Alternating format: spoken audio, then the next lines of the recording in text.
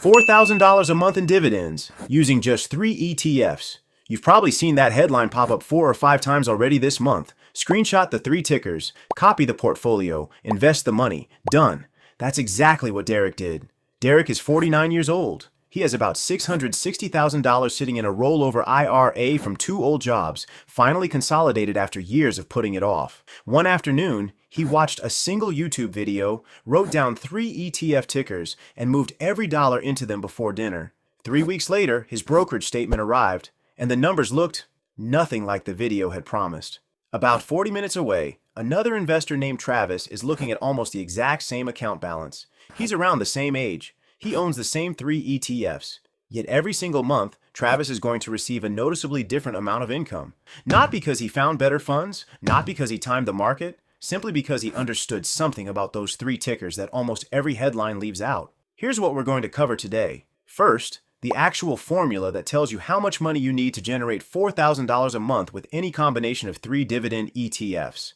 Not a rough estimate, the real math. Second, we'll compare 3 different ways to allocate those exact same ETFs, and you'll see how each allocation dramatically changes the amount of money you actually need to invest. And finally, we'll cover the part almost nobody mentions in the title. What happens after the IRS takes its share? Because it turns out that earning $4,000 in dividends and actually keeping $4,000 are 2 very different things. Before we run the numbers, let's quickly meet the 3 ETFs, because the formula only matters if you know what you're plugging into it. The first is SCHD, the Schwab US Dividend Equity ETF. Right now, it's trading at roughly $32.58 per share, with a dividend yield of about 3.25%, based on Schwab's latest fund data. SCHD is designed for dividend growth. It doesn't offer the highest yield today, but its dividend has increased by roughly 8.75% annually over the past 5 years. Even more impressive, it's raised its dividend for 14 consecutive years. Next is VYM, Vanguard's High Dividend Yield ETF. It trades around $160 per share and currently yields about 2.4% according to Vanguard. Its strategy is a little different.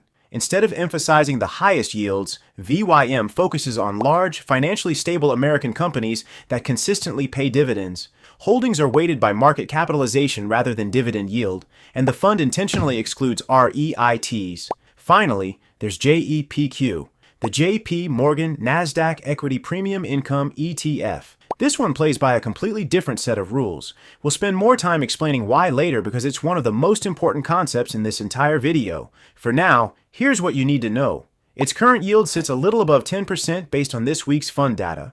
And unlike SCHD and VYM, which pay quarterly, JEPQ pays dividends every single month. Now let's get to the formula. This is the number you actually came here for, and by the end of the next few minutes, you'll be able to run it using your own portfolio, your own income goal, and your own assumptions, not mine. The formula is simple. Required portfolio equals monthly income target multiplied by 12, divided by blended dividend yield. That's it. Let's plug in our example. If your goal is $4,000 per month, that's $48,000 per year in dividend income. That part never changes. It's fixed. The variable, the part that changes everything, is your blended yield, because your overall yield depends entirely on how you divide your money between these 3 ETFs. And that single decision can change the amount of money you need by nearly $400,000. That's the part almost every thumbnail conveniently leaves out. So now let's stop talking about formulas and start plugging in real portfolios. We'll use the exact same 3 ETFs in every example. The only thing we'll change is the allocation. Portfolio number 1, the conservative split, 40% SCHD, 40% VYM, 20% JEPQ. This approach leans heavily toward the 2 traditional dividend growth funds while keeping only a modest position in the higher yield ETF. When you blend those 3 yields together, you end up with an overall portfolio yield of roughly 4.33%. Now run it through the formula. 48,000 divided by 0.0433, and you need approximately $1,110,000 invested to generate $4,000 per month before taxes. Now let's look at a different allocation. Portfolio number 2, the balanced split. About 1/3 of your money goes into each ETF. Nothing fancy, just an even distribution. Because you're giving JEPQ a larger share of the portfolio, your blended yield rises to roughly 5.3%. Same income goal, same 3 ETFs. But now your required portfolio falls to approximately $904,000. That's over $200,000 less, simply because you changed the weighting. Not the investments, the weighting. Now let's push the idea one step further. Portfolio number 3, the income tilted split. 25% SCHD, 25% VYM, 50% JEPQ. With half the portfolio invested in the highest yield fund, your blended yield climbs to roughly 6.6%. Run that through the exact same formula. And now, you need only about $728,000 invested. Compare that with the conservative split. Same 3 ETFs, same monthly income target. Yet the required portfolio is roughly $380,000 smaller. That's an enormous difference, created by nothing more than changing the percentages. If you'd like to run these calculations using your own income goal instead of $4,000 per month, I've included a free Dividend Snowball calculator in the description below. It's simply the same formula we've been using today, already built into a spreadsheet. Just enter your monthly income target, adjust the ETF weightings, and it calculates everything for you automatically. So, looking strictly at those numbers, the income tilted split seems like the obvious winner. Smallest required portfolio, same monthly income. Why wouldn't everyone choose it? That's exactly what Derek thought. And it's exactly where things started to go wrong, because none of those portfolio values, not 1,110,000, not 904,000, and not 728,000, represents the amount of money you'll actually keep. Those figures tell you what the funds pay. They do not tell you what ends up in your bank account. And if you don't understand why, the surprise won't show up in your portfolio first. It'll show up on your tax return. Let's call this the gross number illusion, because that's exactly what's happening. Every dividend number we've calculated so far represents gross income. It's what the ETFs distribute. It is not what you actually get to keep after taxes. And that's where most 3 ETF income videos quietly stop. Here's the part they usually leave out. SCHD and VYM primarily distribute what's known as qualified dividends. Under current U.S. tax law, if you've held your shares for more than 60 days during the 121-day window surrounding the ex-dividend date, those dividends qualify for the lower long-term capital gains tax rates. Depending on your taxable income, that means they're generally taxed at 0, 15, or 20% instead of your ordinary income tax rate. In other words, the tax code actually rewards you for doing exactly what long-term investors already plan to do: hold your shares. JEPQ is different. Its distributions don't receive that same treatment, and we'll explain exactly why in just a minute. But here's the important takeaway for now. The more of your portfolio you allocate to JEPQ, the more of your dividend income is likely to be taxed as ordinary income, instead of at the lower qualified dividend rate. So let's rerun all 3 portfolios, this time after taxes. For this example, we'll assume someone is in the 22% federal tax bracket for ordinary income, while qualified dividends are taxed at 15%. That's a realistic scenario for many middle-income households. The conservative split, $1,110,000 invested. Of the $48,000 in annual income, roughly $25,000 comes from SCHD and VYM, qualifying for the lower 15% tax rate. About $23,000 comes from JEPQ and is taxed at the higher ordinary income rate. Total federal tax, approximately $8,800. That leaves you with about $39,200 per year, or roughly $3,270 per month after taxes.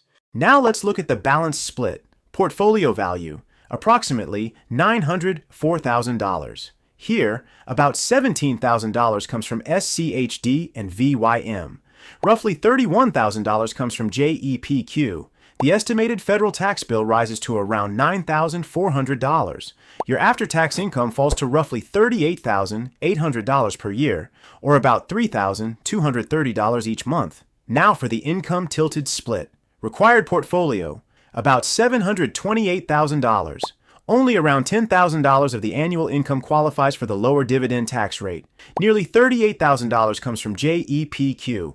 As a result, your estimated tax bill climbs to roughly $9,800, the highest of all 3 portfolios. Even though this version required the least money up front, your after-tax income ends up at approximately $38,100 per year, or about $3,175 each month. Now stop for a second, because something important just happened.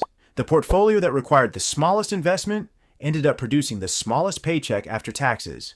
Meanwhile, the portfolio that required the largest investment generated the highest after-tax income. That's the exact opposite of what most headlines make people believe, and it's why you should always calculate your numbers after taxes, not before. There's one more rule worth mentioning while we're here. I call it the 61-day rule. If you sell your shares too soon around an ex-dividend date, even accidentally, that particular dividend may lose its qualified status. Instead of receiving the lower tax rate, it gets taxed as ordinary income. It's one of the easiest mistakes investors make when they start chasing dividend payments, and it's also one of the easiest ways to give money back to the IRS without realizing it. Now let's answer the obvious question. Why is JEPQ taxed so differently in the first place? Because the answer explains almost everything. Let's call it the ELN tax trap, because this is the one concept that completely changes how you should think about JEPQ. Most people assume JEPQ generates its monthly distributions the same way SCHD or VYM do. It doesn't. In fact, a large portion of JEPQ's payout doesn't come from corporate dividends at all. Instead, it comes from something called equity-linked notes, or ELNs. Think of them as structured financial contracts with option-like characteristics that allow the fund to generate additional income. According to JP Morgan's own fund documents, ELNs can represent up to 20% of the fund's assets. And here's why that matters. The IRS doesn't treat income from those notes the same way it treats qualified corporate dividends. Instead, that income is generally taxed as ordinary income, the same category as interest from a savings account, which means it doesn't qualify for the lower long-term dividend tax rates, no matter how long you've owned the ETF. That's the trade-off. JEPQ offers a much higher yield today, but part of that higher yield comes with a less favorable tax treatment. It's not necessarily bad, it's just different. And if you ignore that difference, you're comparing yields that aren't truly comparable. That's exactly what caught Derek off guard. He saw the 10% yield, he compared it to SCHD's 3% yield, and he assumed the higher number automatically meant more money in his pocket. It didn't, because yield tells you how much the fund distributes. It doesn't tell you how much you'll actually keep after taxes. That's the difference between reading a fund's fact sheet and understanding how that income behaves in real life. Before we move on, though, I want to clear up one concern that some of you may already be thinking about. You may have heard of something called the net investment income tax, the additional 3.8% tax that sometimes applies to investment income. Fortunately, for most people watching this video, it's not something you need to worry about yet. That additional tax generally applies only once your modified adjusted gross income exceeds $200,000 if you're single, or $250,000 if you're married filing jointly. If you're still building toward a portfolio capable of producing $4,000 a month in dividends, you're probably nowhere near those thresholds. It's important to know the rule exists, but for most investors, it simply isn't the factor that determines whether one of these portfolios makes sense. Now let's look at the 3 biggest mistakes people make after watching videos like this. Because after reading thousands of comments on dividend videos over the years, the same patterns show up again and again. Mistake number 1. Choosing the allocation with the smallest required portfolio without ever calculating the after-tax income. On paper, the income-tilted split looks like the winner. It gets you to $4,000 a month with the least amount of invested capital, but after taxes, it actually produces the smallest paycheck of the 3. The lowest upfront requirement doesn't automatically produce the best long-term outcome. Mistake number 2, trying to game ex-dividend dates. Some investors buy shares right before the dividend, sell immediately afterward, and assume they'll simply pocket the payment.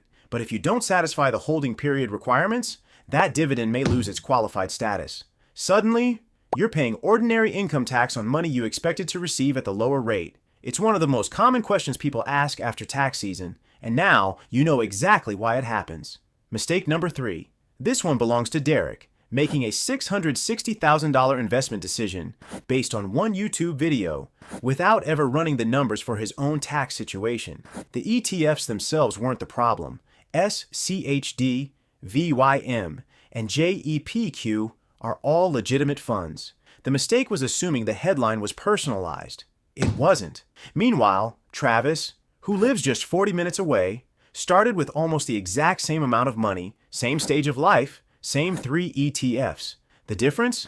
He spent one extra evening doing the math before he invested a single dollar. Instead of copying someone else's allocation, he plugged his own numbers into the formula. He factored in his tax bracket, compared each portfolio, and ended up choosing something very close to the balanced split. Not because it was the most popular option, not because it promised the highest yield, because after looking at the numbers, it produced the strongest after-tax income for his situation.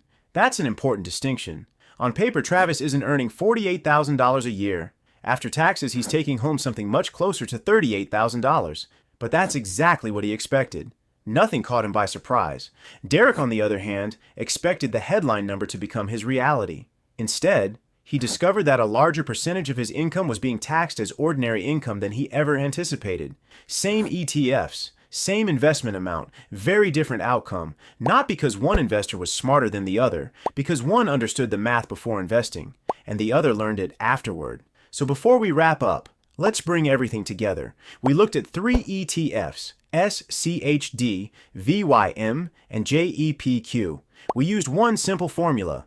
Required portfolio equals your monthly income target, multiplied by 12, divided by your blended dividend yield. Then we compared 3 different allocations. The conservative split requiring roughly $1,110,000, the balanced split requiring about $904,000, and the income-tilted split requiring approximately $728,000. Same ETFs, same income goal, completely different capital requirements. But then we went one step further. Because reaching your income target isn't the same thing as keeping it. We looked at how qualified dividends receive favorable tax treatment under the 61-day rule, while a significant portion of JEPQ's distributions comes from equity-linked notes, which are generally taxed as ordinary income instead. And that single difference explains why 2 portfolios that appear identical on a spreadsheet can produce very different paychecks in real life. That's the gross number illusion. The number you see advertised isn't necessarily the number that ends up in your bank account. And once taxes enter the equation, the gap between gross income and spendable income becomes impossible to ignore. Derek still has $660,000 invested. He isn't ruined. He isn't behind. He's simply adjusting a portfolio that wasn't designed around his personal tax situation. Travis didn't outperform because he discovered some secret ETF. He just spent one extra evening understanding how the numbers actually worked. And that's really the only difference between the two. The same opportunity exists for you. You can move your money this week, or you can move it with a clear understanding of what those dividends are likely to become after taxes. One approach follows a headline, the other follows the math. If you're still deciding which dividend ETFs deserve a place in a long-term income portfolio, especially if you're catching up later in life rather than starting in your 20s, then watch my video on the best ETFs to live off dividends in America next. It picks up exactly where today's discussion ends. And before you go, I'd love to hear your opinion. Which allocation would you personally choose? Conservative, balanced, or income tilted? Let me know down in the comments. I read every single one,